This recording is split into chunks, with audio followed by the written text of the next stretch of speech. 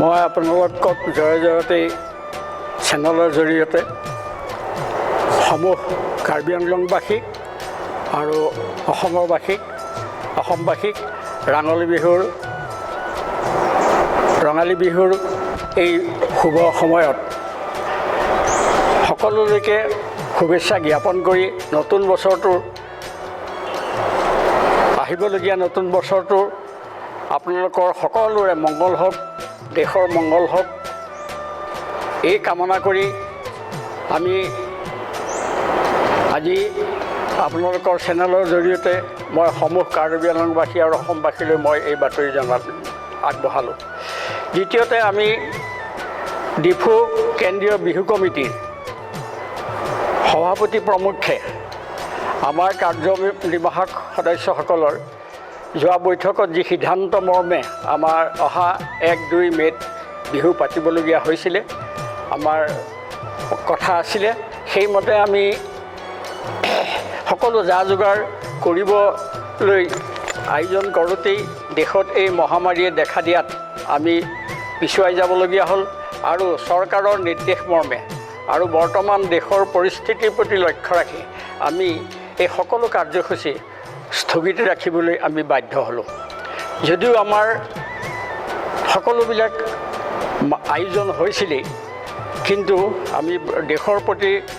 দেশৰ অৱস্থাৰ প্ৰতি লক্ষ্য ৰাখি আমি সমূহ কাৰ্যসূচী স্থগিত ৰাখি চৰকাৰৰ যি সিদ্ধান্ত, সেই সিদ্ধান্তক আমি সন্মান জনাই আমি এই কাৰ্যসূচী অসমৰ সকলো যিবিলাক বিহু সমিতি আছিলে, বিহু সমিতিবিলাক যেনেধৰণে তেওঁলোকে স্থগিত ৰাখিছে, আমাৰো সেইধৰণে আমি স্থগিত ৰাখিবলৈ সিদ্ধান্ত ল'লোঁ। আৰু এই মুহূৰ্তত আমি চৰকাৰে দিয়া নিৰ্দেশ সকলোবিলাক পালন কৰি আমি বৰ্তমান আপোনালোকৰ জৰিয়তে সমূহ জনসাধাৰণলৈ আবেদন জনাইছোঁ, যাতে চৰকাৰে যি নিৰ্দেশ দিছে এই মহামাৰীৰ পৰা ৰক্ষা পাবৰ কাৰণে সকলো নিৰ্দেশ আপোনালোকে মানি চলিব আৰু চৰকাৰৰ লগত সহযোগিতা আগবঢ়াব, এই কামনা কৰিছোঁ। আৰু ভৱিষ্যতে যে আমাৰ অসমত যাতে, কাৰ্বি আংলঙত যাতে এই মহামাৰীয়ে কোনো ৰকম আমাৰ প্ৰভাৱ পেলাব নোৱাৰে, আমাক নিজকে সুৰক্ষা দি ৰখাৰ উপৰিও আমি জনসাধাৰণৰ সুৰক্ষা সন্মান জনাই আমি সকলোৰে হিতৰ বাবে আপোনাৰ পৰিয়ালৰ, আমাৰ পৰিয়ালৰ, দেশৰ 10জনৰ 1000জনৰ শুভকামনা কৰি আমি এই চৰকাৰী নিৰ্দেশ মান্য কৰিছোঁ। আৰু সেইমতে আমি আজি যদিও আমাৰ ইয়াত বিহু কমিটিৰ আমাৰ কাৰ্যনিৰ্বাহক সদস্য উপস্থিত আছিল, তথাপিতো চৰকাৰৰ সেই নিৰ্দেশ অমান্য নকৰি আমি আপোনালোকৰ মাত্ৰ এটি বাতৰিহে আপোনালোকক জনালোঁ আমাৰ অক্ষমতাৰ বিষয়ে, আমি কিয় পাতিব নোৱাৰিলোঁ এই বিহু সমিতি। গতিকে এই মহামাৰীৰ পৰা ৰক্ষা পাবৰ কাৰণে আমি যাতে কোনো ৰাজহুৱা অনুষ্ঠানত বহুত মানুহ গোট খোৱাটোক আমি নিবিচাৰোঁ, এই মহামাৰীয়ে আকৌ সংক্ৰমণ কৰক এইটো আমি আশা নকৰোঁ। সকলোলৈকে কাৰ্বি আংলংবাসী তথা অসমবাসী সকলোলৈকে নতুন বছৰ শুভকামনা কৰি সকলোৰে স্বাস্থ্যৰ প্ৰতি মংগল কামনা কৰি আমি এই বাতৰি আপোনালোকৰ পঠালোঁ। আৰু আপোনালোকে আমাৰ সিদ্ধান্তক আমাক সহযোগিতা কৰিব, আমাক এই আশা ৰাখি পেলাই আপোনালোকলৈ সকলোলৈকে মোৰ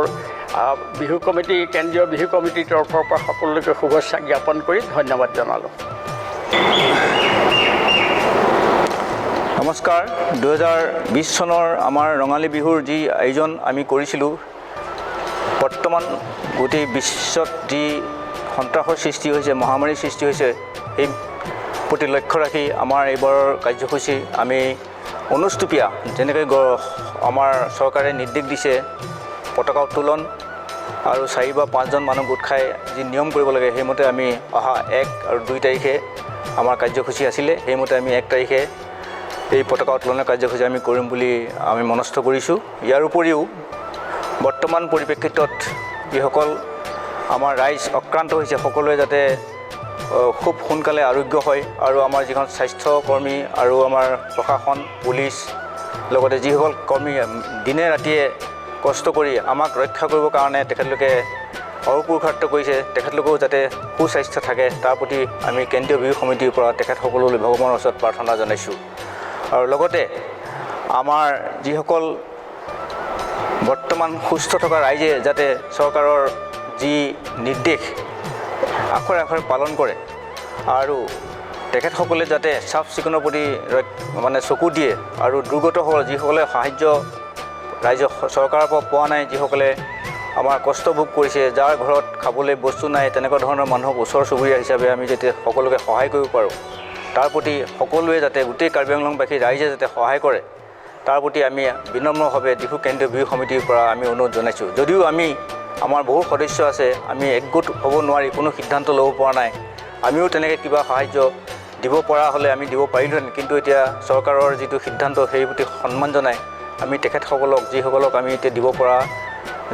হয়তো লাগিছিলে আমি একগোট হ'ব নোৱাৰে। আমাৰ মানুহখিনি গোটেই সিঁচৰিত হৈ থাকে, একে জেগাতে নাথাকে। গাঁও হ'লে আমি এই জেগাত থাকিলোহেঁতেন, কিন্তু কাৰ্বি আংলঙৰ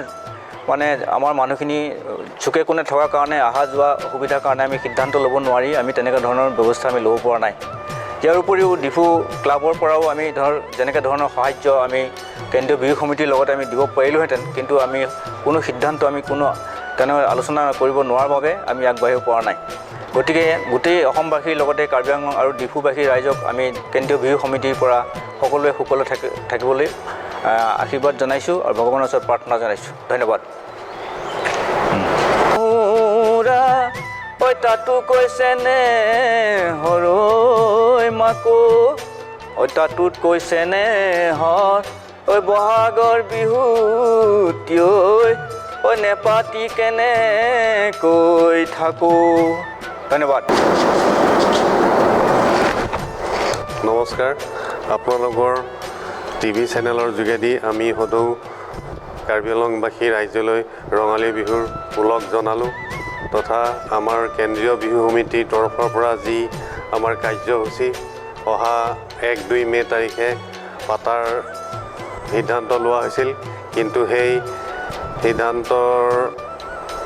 সময়তো বা এতিয়াও বৰ্তমানে যি পৰিস্থিতি পৃথিৱীৰ বা আমাৰ ভাৰতবৰ্ষৰ তথা অসমতো গোটেই মহামাৰীৰ ৰূপত কৰোণা ভাইৰাছত আক্ৰান্ত হৈ যেনেকুৱা অৱস্থা হৈছে তাৰ বাবে আমি সেই কাৰ্যসূচীত